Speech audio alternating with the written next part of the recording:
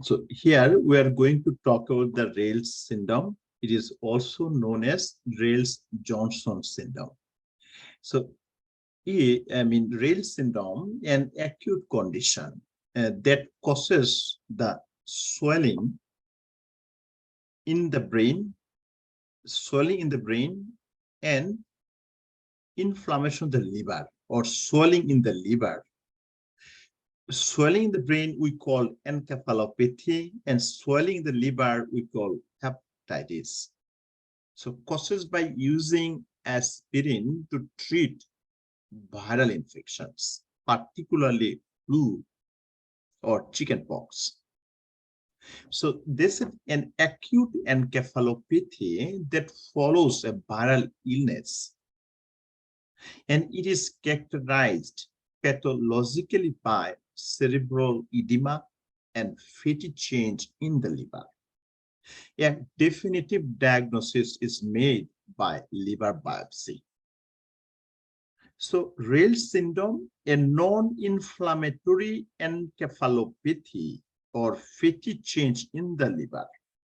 So maybe baby diagnosed with a viral fever or flu, and you gave baby like aspirin or aspirin containing salicylate, and patient develop swelling in the brain and swelling in the liver.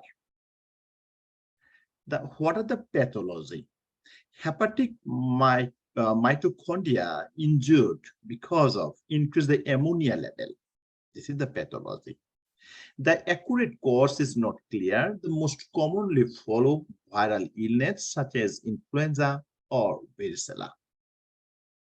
Administration of aspirin and aspirin containing salicylate is not recommended for the children with a febrile illness or children with varicella or influenza because of its association with Rayleigh syndrome. Acetaminophen or ibuprofen is usually prescribed for pediatrics clients. So acetaminophen and ibuprofen, no problem. Aspirin or aspirin containing salicylate may be problem. This is good not to recommend them. So what are the risk factors? Definitely recent viral infection, especially influenza, or use of aspirin is a risk factor. Early diagnosis and aggressive treatment is important. The goal of treatment is to maintain effective cerebral perfusions and control increased intracranial pressure. In this picture, we see the progressive encephalopathy with hepatic dysfunction.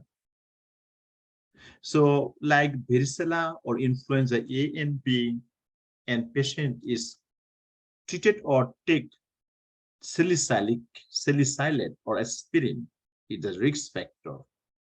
And patient develops after several days after recovery, suddenly develops swelling in the liver and brain. We call fulminant hepatitis. So what is fulminant hepatitis? So fulminant hepatitis is very uncommon syndrome of massive necrosis or liver parenchyma, and also a decrease the liver size. It means acute yellow atrophy that is usually occur after infection with certain hepatitis or hepatitis viruses exposed to the toxic agents or drug-induced injuries. Also cerebral, because of cerebral edema, patient altered level of consciousness or behavior change. What are the other risk factors? Inborn error of metabolism, medium chain acetyl coenzyme A dehydrogenase deficiency, or other fatty acid oxidation disorder, urea cycle disorder. So this is another genetic risk factors. So Rayleigh syndrome, it is extremely serious. Serious pathological condition associated with swelling the liver and brain. And in this picture, we can see the baby present with a skin rash. So what are the other sign symptoms? Sometimes patient present with the vomiting, confusion, coma, seizure, and death. So let me read it. History of systemic viral illness 4 to 7 days before the onset of symptom. Sometimes GI upset like nausea, vomiting, malaise. Also confusion, sign of altered level hepatic function such as lethargy, progressive neurological deteriorate, increased blood ammonia levels, so altered level of consciousness. So what are the laboratory tests? Basically, we allow the patient liver biopsy and increase, and if we check the CBC, we can see, or liver function test, increase ALT, ALT, bilirubin level, ammonia level, or also lumbar puncture or central CSF analysis to rule out meningitis. So it is not meningitis, just for rule out. So what are the treatment options? So mainly supportive treatment. Also monitor for increase the intracranial pressure or intubation and mechanical ventilation is if needed.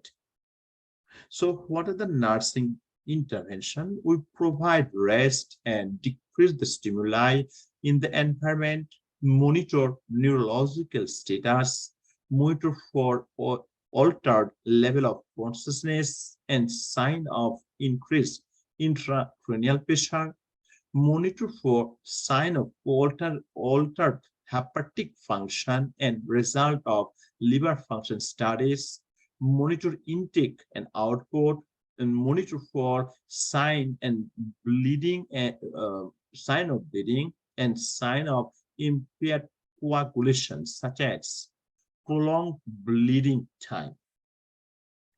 So what are the other nursing care plan?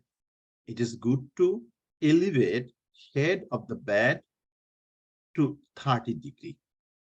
If patient has a seizure, we need to seizure precursor because chance to develop cerebral edema can lead to seizure. So monitor input and output and prevent any kind of hemorrhage if present. So due to the impaired liver function, hemorrhage is not abnormal. Also avoid use of salicylate because salicylate or aspirin is a risk factor in case of children.